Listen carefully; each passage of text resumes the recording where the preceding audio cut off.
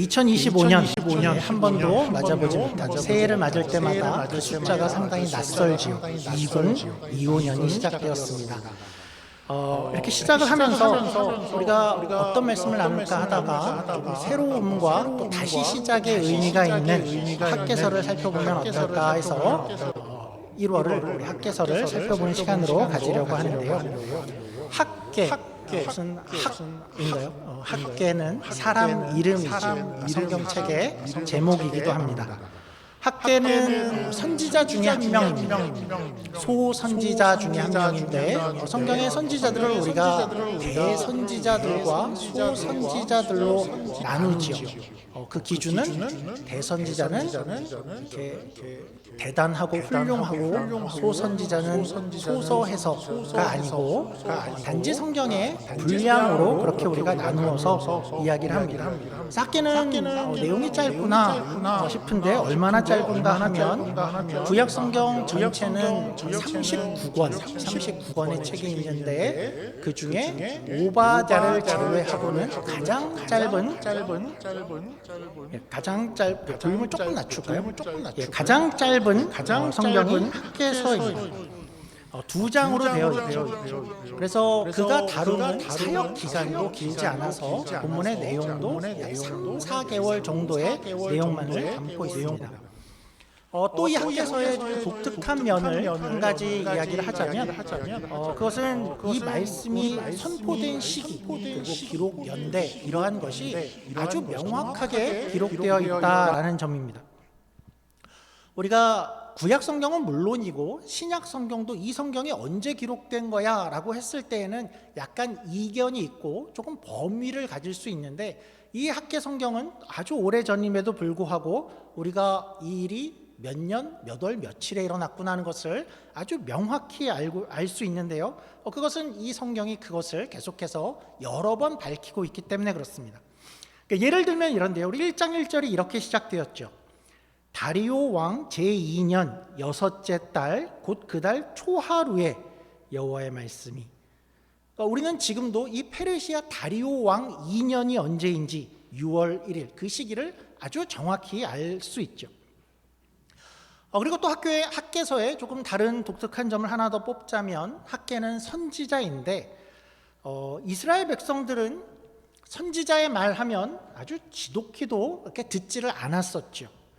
그런데 학개 선지자의 말은 아주 잘 듣습니다. 좀 그 백성들을 좀 비꼬는 듯이 이렇게 들릴 수 있지만 그동안 참 끈질기게 말을 안 들었는데 이번에는 아주 잘 듣는다는 면도 좀 독특합니다. 그럼 학개는 어떤 메시지를 전했을까요? 하나님으로 받아 백성들에게 어떤 메시지를 전했는데 그 주제는 한마디로 말하면 성전을 지어라 였습니다. 아니 성전은 다윗과 솔로몬이 지은 거 아닙니까? 그럴 수 있는데 그 성전은 아니고 그때의 성전이 아니고 학개의 메시지를 조금 더 구체화한다고 한다면 무너진 성전을 다시 지어라 라고 할 수 있을 것 같습니다. 뭔가 이제 역사를 이야기하는 것 같고 이 시기를 이야기할 것 같은데 본문에 들어가기 전에 이 시기에 대해서 조금 확인을 하면 좋을 것 같습니다. 그러니까 한마디로는 성전은 무너져 있는 시기이고 그것을 다시 지을 때 어느 즈음인데 이스라엘 역사를 간단하게 좀 살펴보고 시작을 하죠. 하나님은 구약시대 내내 동안 선지자들을 이스라엘 백성에게 보냈죠. 핵심은 우상을 버려라, 하나님만 온전히 섬겨라 였습니다. 그런데 이스라엘은 그 남북으로 갈려진 북이스라엘도 남유다도 전혀 듣지를 않았습니다. 그래서 결국은 북이스라엘은 먼저 아수르, 그러니까 아시리아라는 나라에 망하게 되었고 남유다도 이후에 바벨론에 망하게 되었죠.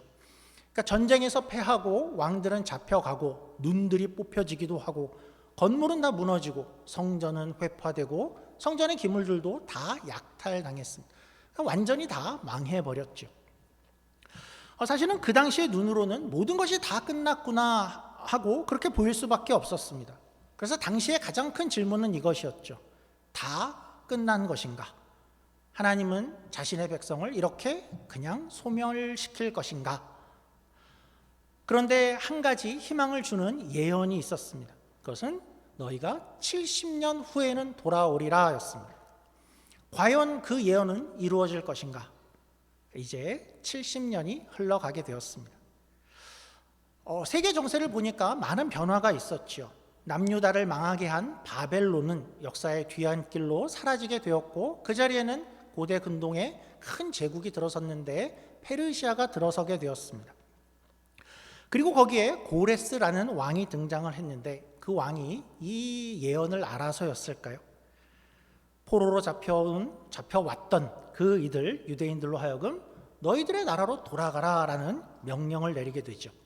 우리 에스라 1장으로 한번 우리 화면과 주보를 통해서 한번 확인해보죠. 에스라 1장입니다. 1장 1절입니다. 바사 왕, 바사는 페르시아죠. 바사, 페르시아. 고레스 원년에 여호와께서 예레미야의 입을 통하여 하신 말씀을 이루게 하시려고 바사 왕 고레스의 마음을 감동시키심에 그가 온 나라에 공포도 하고 조서도 내려 이르되, 바사 왕 고레스는 말하노니 하늘의 하나님 여호와께서 세상 모든 나라를 내게 주셨고 나에게 명령하사 유다 예루살렘에 성전을 건축하라 하셨나니. 어떤 이들은 그러니까 성경에 이런 내용을 보면 너무 소설 같다라는 이야기를 하기도 합니다. 이런 기록이 사실일 리가 없다라고 주장하기도 하죠. 어떻게 그 나라 왕이 뭐 좋자고 이 전쟁으로 잡혀왔던 그 민족을 다 돌려보낼 아무 이유 없이 그럴 이유가 있느냐? 일이 그럴 리가 없다라는 것이죠. 물론이죠. 고레스 입장에서도 아무 이유 없이는 돌려보낼 이유가 없을 것이 맞죠. 그런데 그 당시의 역사적 상황으로 들어가 보면 고레스가 마침 유대인들을 돌려보낼 만한 이유가 아주 충분해 보입니다. 우선 각 나라에는 정책이라는 것이 있죠. 그러니까 모든 어떤 제국들은 자신의 식민지를 다스리는 어떤 정책들을 가지고 있었는데요. 그러니까 예를 들면 이전에 아시리아라는 나라는 그 식민지 나라의 정체성을 없애는 것을 굉장히 큰 목표로 삼았죠. 그래서 어떻게 했냐 하면 자신들의 식민지가 된 나라의 사람들을 뽑아내서 먼 곳으로 흩어냈습니다. 그리고 저 먼 곳에 있는 사람들을 뽑아서 다시 이스라엘로 생각하면 그 사마리아 중심의 그 땅에 심어 놓게 됐죠. 그래서 그 땅의 그 민족의 정체성을 없애곤 했죠. 그러니까 마치 일본이 그러니까 대한민국을 향해서 야 니네 한글 쓰지 말아라, 창씨 개명해, 그래서 정체성을 말살하려 했던 것과 비슷하죠. 그 이후에 바벨론이란 나라는 어땠냐 하면 식민지를 다스리는 데 있어서 중앙 집권적인 그런 방침을 가졌었습니다. 그러니까 중앙의 강력한 그런 권력, 그것을 강조한 것이죠. 그래서 귀족들, 똑똑한 사람들은 일단 중앙에다 모아왔었습니다. 근데 반면에 이후에 페르시아가 등장을 했는데, 이 제국은 비교적 식민지 자치를 각 식민지의 그 부분의 자치를 인정하는 그런 정책을 썼습니다. 그러니까 나라가 워낙에 크다 보니까 저 식민지 저곳에도 체제를 갖춰서 각자의 곳들이 스스로 이렇게 운영될 수 있게 하는 그런 방법을 가진 것이죠. 그게 효율 면에서 낫다라고 그렇게 선택을 한 것이었습니다. 그래서 각자 돌아가서 너희가 그곳을 거기서 그렇게 살아내라라는 것이죠. 조금 더 페르시아 입장에서 이유를 들자면, 역사가들이 하는 이야기는 페르시아는 특별히 그 당시에 또 다른 큰 제국을 견제해야 되는 위치에 있었는데, 그 제국은 페르시아의 변방 이스라엘보다 더 넘어 서쪽에 있는 큰 제국이었습니다. 그것은 이집트, 애굽이었죠.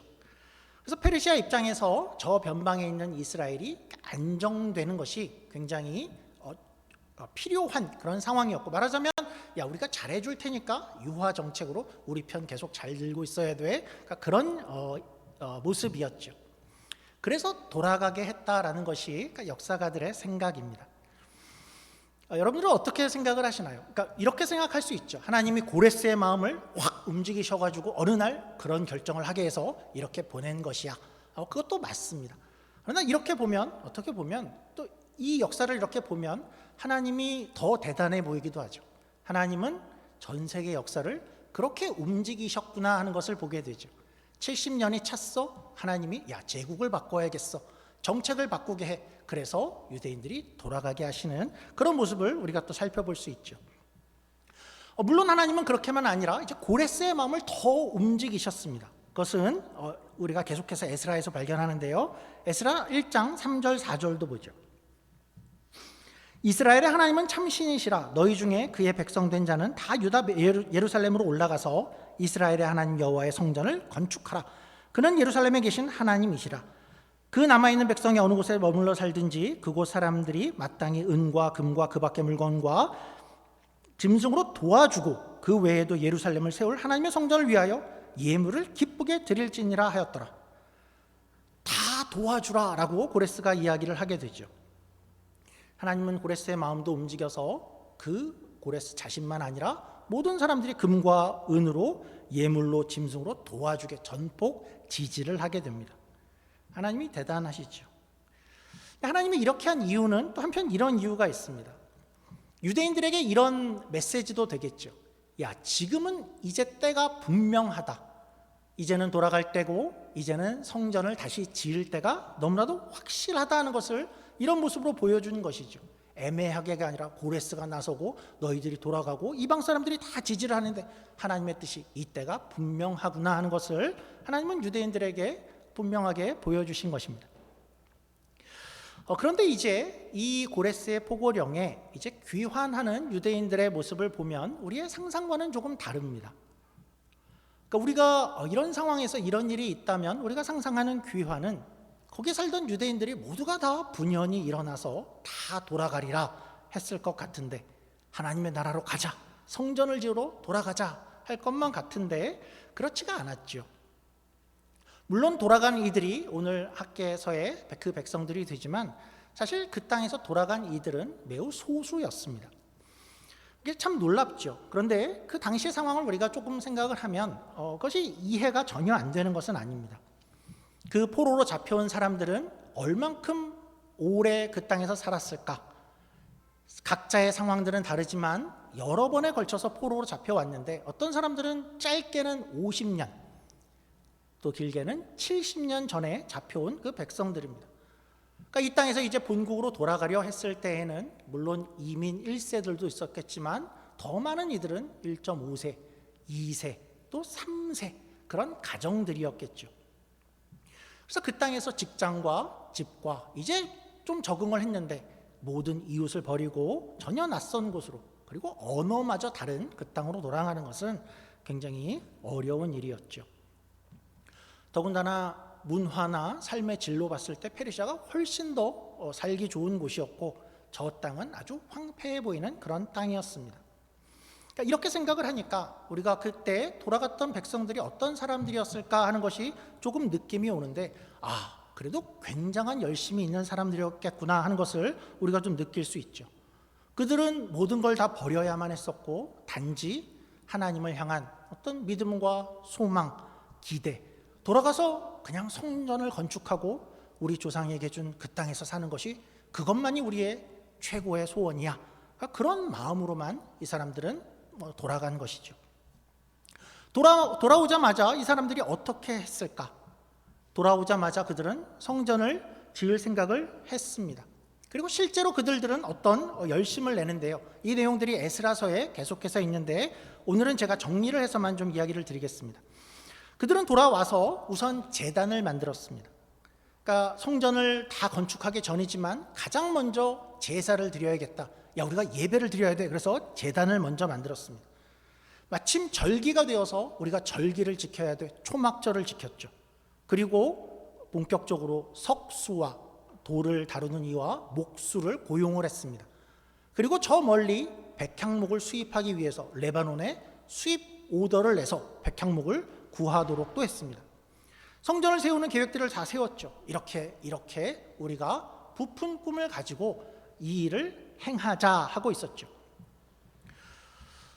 자, 거기까지 되었는데 이제 시간이 조금 흘러가서 이제 시간이 흘러서 오늘 읽은 학개의 본문에 왔을 때에는 그때로부터 시간이 약 16년이 가게 되었습니다. 그때 공사를 시작했는데 16년이 지났는데 사실은 어떤 장면이 기대되어야지 맞을까요? 공사가 굉장히 느리게 진행되는 이 캐나다도 우리 캔비 40일가의 오크리지 몰이 올라가는 거 보면 물론 굉장히 크지만 몇 년째 공사 중인데 우리 현동 형제한테 물어봐야 될까요? 거기서 일하시는데 16년이 지나면 어떤 모습을 기대할까? 우리가 기대하는 바가 있죠. 한국 같으면 16년이면 한 2번도 지을 것도 같은데 16년이 지났는데 뭔가 문제가 있어 보이는 거죠. 우리가 읽은 학개 1장 2절의 상황입니다. 학개 1장 2절을 보죠. 만군의 여호와가 이같이 말하여 이르노라. 이 백성이 말하기를 여호와의 전을 건축할 시기가 이르지 아니하였다 하느니라. 백성들이 그 전에 시작을 했는데 16년이 지난 후에 하는 말이 아직 여호와의 전을 건축할 시기가 아닌 것 같아요 하고 있었다라는 것이죠. 이 건축이 중단되었던 것입니다. 공사라는 것은 언제라도 잠시 중단은 될 수 있겠지만 중단을 하고 16년을 방치하고 있었습니다. 아마 거기에는 이미 잡초가 무성했을 것 같죠. 성전 건축만 중단되었을까요? 예배는 어땠을까요? 제단은 어땠을까요? 아마 모든 것이 중단되어졌을 것 같죠. 흐지부지 되어져 버렸을 것 같습니다. 근데 우리가 생각해 보면 좀 이상하죠. 이들이 어떤 사람들이었냐 하면 그렇게 큰 열정과 포부를 가지고 하나님만을 기대하고 그 모든 것을 다 버리고 그 결단을 가지고 여기까지 왔는데 왜 이런 모습이 되었을까? 조금 추적을 해봐야겠죠. 무슨 일이 있었을까? 성경은 그 이유를 설명을 해주는데요. 이런 내용들이 있습니다. 우선 그들이 막상 와 보니까 그 상황 현실이 생각보다 훨씬 더 열악했던 것입니다. 성전, 성곽 모든 것이 다 회파된 채로 그대로 있고 할 일이 생각보다 너무나도 많았습니다. 당장에 머물 집도 필요했고 또 농작지도 훼손되어 있었는데 당장에 먹을 것도 마련할 준비를 해야 됐죠. 거리도 다 엉망입니다. 그런데 그것만이 아니었습니다. 예상치 못한 문제가 발생을 했는데 바벨론에 예전에 잡혀갈 때 그 땅에 남겨져 있던 사람들이 있었습니다. 그러니까 바벨론은 어떤 정책이었죠? 더 고귀한 사람들을 다 데리고 갔었죠. 그리고 그 땅에는 가난하고 어쩌면 좀 못 사는 그런 사람들을 오히려 남겨놓고 갔는데 그 남아있던 이들과 돌아온 이들 사이에 갈등이 있게 되었습니다. 그리고 또 더 크게는 저 북쪽에 사마리아 땅에 있는 사람들과의 갈등이 아주 크게 벌어지게 되었죠. 그들은 어떤 사람들이었냐 하면 그들은 애초에 외부에서 유입된 사람들이었습니다. 북이스라엘이 망했을 때 아시리아가 외부에서 이방인들을 심어놓은 사람들의 후예들이었죠. 그들은 보니까 다른 신을 섬기고 있었습니다. 그러나 우리는 하나님도 섬긴다 하고 혼합된 종교를 갖고 있었는데 그들이 내려와서 우리도 성전을 같이 짓겠다라고 이야기를 하고 남유대에 돌아온 사람들은 그것은 옳지 않다 해서 거부를 해서 계속된 갈등이 생기게 되었죠. 그들은 무력을 쓰기도 했고 또 협박을 하기도 했죠. 심한 갈등이 일어나죠. 그런 상황들 속에서 이제 시간이 조금씩 흘러가게 된 것입니다. 그러니까 어떤 시간들이었죠? 백성들 입장에서 성전을 지으려고 하니 이 현실이 너무나도 열악합니다. 그리고 내가 할 일이 너무나도 많아서 바빠졌습니다. 여기 와서 정착을 하려고 보니까 다른 데 신경 쓸 그런 여력이 없습니다. 직업도 구해야 되고 농지도 개간해야 되고 나 살기가 너무나도 바쁩니다. 이렇게 이야기할 수도 있었을까요? 하나님, 내가 그 모든 것을 다 버리고 왔으면 이 정도는 좀 해결해 놨어야죠. 이게 뭡니까? 여력이 없습니다. 또 어떤 이들은 거기서 이제 열심을 내보기도 했겠죠. 뭔가 해보려고 했던 겁니다. 그런데 생각대로 일이 진행되지가 않는 겁니다. 예상치 못한 반대가 등장을 하고 저들이 이렇게 나올 줄 몰랐는데 하는 이들이 쏙쏙 등장하고 반대를 해서 일이 도무지 진전이 안 되는 그런 세월들이었던 겁니다. 그런 시간들이 흘러갔던 것이죠. 여러분들 좀 어떻습니까? 이 이야기는 저 옛날 오래전만의 이야기일까요? 학개서는 오래전 이스라엘 백성들의 이야기뿐일까요? 이 상황은 오늘날 교회에서 보는 상황과 많이 비슷하지요. 많은 교회가 직면하는 상황과 참 유사하다라는 생각을 하게 됩니다. 어떤 이들은 교회를 시작하죠. 우리도 그렇게 시작을 했었고, 교회를 시작하는 이들이 있고, 또 어떤 이들은 어떤 교회를 찾아갑니다. 처음 등록하는 이들도 있고, 또 처음 발을 들이는 어떤 분들이 있습니다. 그런 그때 공통된 마음들은 모두가 다 마음이 뜨겁지요.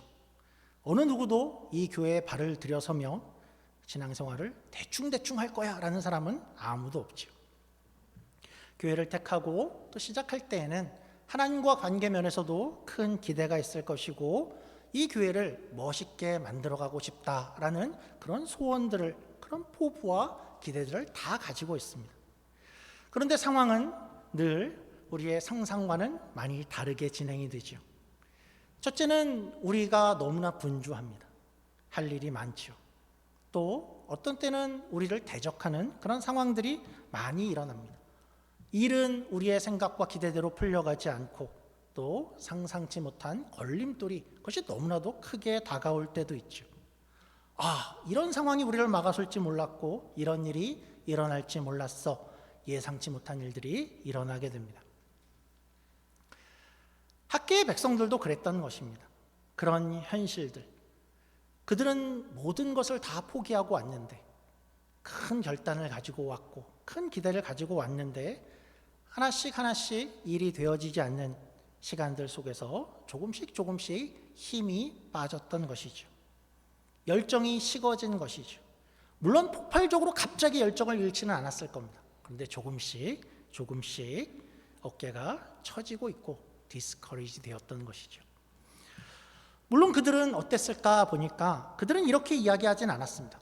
우리는 실패자야. 우리는 포기하자. 우리는 잘못되었어. 스스로 그렇게 이야기하지 않았습니다. 아마도 그렇게 말하기에는 그들의 자존심이 너무나도 상했을 것입니다. 모든 걸 다 포기하고 여기까지 왔는데 그렇게 이야기할 수 없었습니다. 그래서 이렇게 말한 겁니다. 우리 2절 다시 보죠. 2절입니다. 만군의 여호와가 이같이 말하여 이르노라.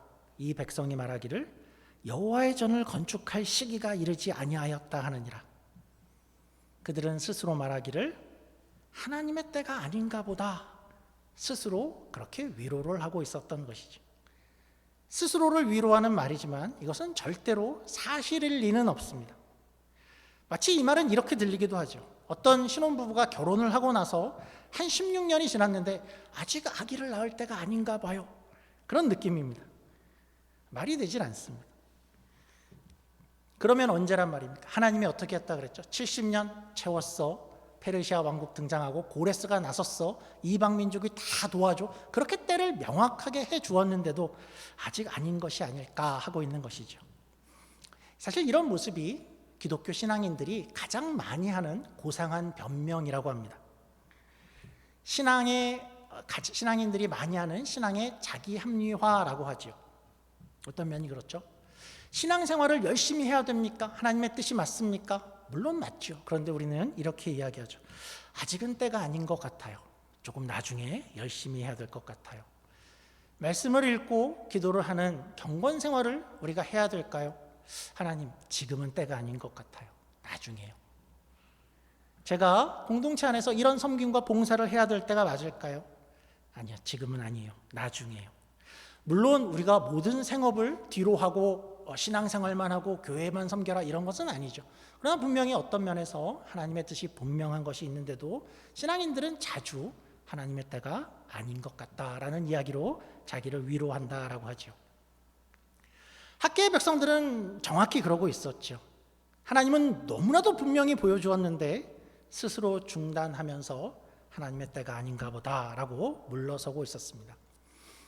물론 저는 그때의 그 백성들을 너무 못났어요 이렇게 책망하고 싶은 그런 마음은 없습니다.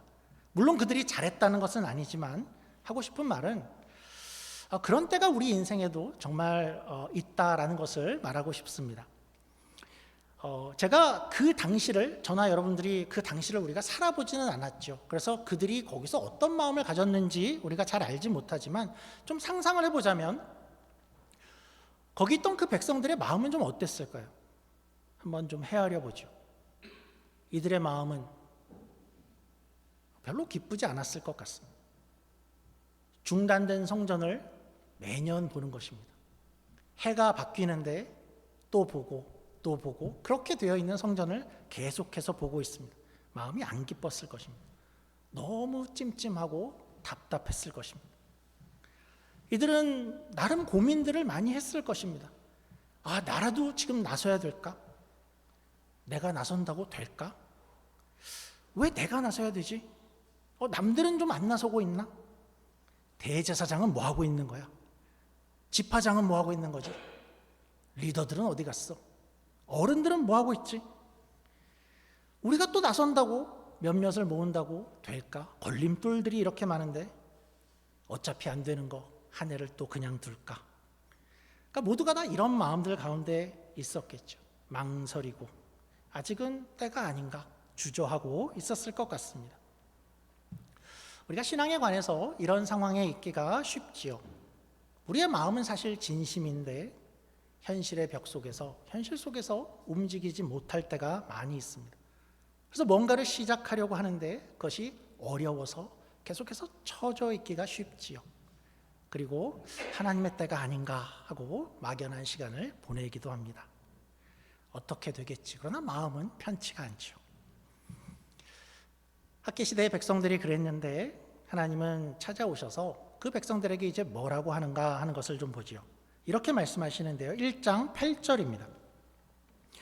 이렇게 이야기를 합니다. 너희는 산에 올라가서 나무를 가져다가 성전을 건축하라. 그리하면 내가 그것으로 말미암아 기뻐하고 또 영광을 얻으리라. 여호와가 말하였느니라. 이 말씀의 핵심은 산에 올라가서 나무를 가져다가가 핵심입니다. 이들은 원래 어떻게 하려고 했었냐 하면 원래는 성전을 아주 멋있게 지으려고 솔로몬의 성전처럼 백향목을 구하기 위해 레바논에 수입 요청을 하고 그 나무를 구했었죠. 하나님은 이렇게 이야기를 하는 것입니다. 하나님은 아니다. 그냥 옆산에 올라가서 그 나무로 시작해라인 것입니다. 언제요? 지금 그냥 해라입니다. 하나님은 그렇게 하면 내가 영광을 받으리라 라는 것이죠. 거창하게 해야 되는 것이 아니라 지금 시작해라 라고, 지금이 그때다 라고 이야기를 하는 것이죠. 이것은 격려이지요. 어렵게 말고 그렇게 시작을 하면 내가 충분히 영광을 받으리라 라고 말씀하시는 것입니다. 계속해서 이런 말씀도 하시죠. 13절입니다. 그때 여호와의 사자 학개가 여호와의 위임을 받아 백성에게 말하여 이르되 여호와가 말하노니 내가 너희와 함께 하노라. 16년간 중단된 백성들이지만 내가 너희와 함께 하리라 라고 다시 한번 말씀하시고 격려해 주시지요. 2025년을 이제 시작을 합니다. 하나님께서 우리에게 주시는 말씀이 아닐까 싶습니다. 우리 안에 있는 열정과 기대와 포부, 우리의 마음은 늘 진심입니다. 그러나 상황은 이제껏 어려울 수도 있었고 또 여러 걸림돌이 있었을 수 있죠. 생각지 못한 당황스러운 일 가운데에 우리가 어깨가 좀 처져 있을 수도 있지요. 하나님이 우리에게 무엇이라고 말씀하실까요? 학개 백성들에게 하신 것처럼 너희 상황에서 이제 다시 시작해라 라고 말씀하실 것 같습니다. 우리의 이 일은 중단되고 멈춰둘 것이 아니고 다시 그 자리에서 시작할 때에 하나님이 너와 함께 하시리라 라고 말씀하시는 것이죠. 여러분의 인생에서 또 여러분의 개인 또 가정 가운데에도 이 말씀을 들을 수 있으면 좋을 것 같습니다. 이제껏 하나님의 뜻인데 내가 중단하고 있었던 것이 있다면, 더 중단해야지라고 그렇게 막연히 놓고 있었던 것이 있다면 하나님의 뜻이 어디 있을까 다시 한번 발견할 수 있기 원하고, 하나님은 지금 시작하면 내가 영광을 받을 것이다 라고 하시는 그 말씀을 들으시는 저와 여러분이 되기를 주님의 이름으로 축원합니다. 기도하겠습니다. 하나님 아버지 감사합니다. 16년간 중단된 그 백성을 찾아오셔서 하나님은 이렇게 말씀해 주십니다. 거창하게 하지 말고 지금 시작하면 내가 여전히 영광을 받으리라. 나는 너희와 함께하리라 라고 말씀해 주십니다. 오늘날 우리에게 하시는 말씀인 줄 믿습니다. 우리의 부족함과 우리의 망설임과 우리의 처짐과 우리의 주저함, 그러한 가운데 있을지라도 하나님은 다시 찾아오셔서 우리에게 말씀하십니다. 우리의 교회와 또 우리의 가정과 우리의 개인 가운데에 하나님의 뜻을 다시 한번 발견하게 하시고 우리를 통해서 영광 받으실 2025년 함께 기대하는 우리 모두가 되기를 예수님의 이름으로 간절히 기도합니다. 예수님의 이름으로 기도합니다. 아멘.